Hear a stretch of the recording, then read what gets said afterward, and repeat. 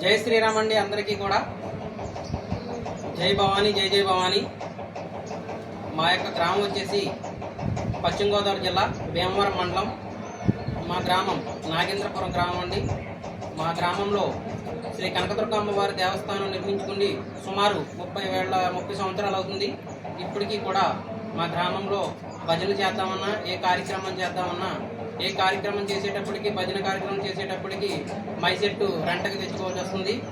మేము అలాగే భజన కార్యక్రమాలు, ప్రోగ్రాలు అవి చేయడం మానేలేదు. అలాగే దీన్ని ఉద్దేశించి దానా ధర్మ చారిటబుల్ ట్రస్ట్ వారిని మేము మైసెట్టు కోరడం అయితే జరిగింది.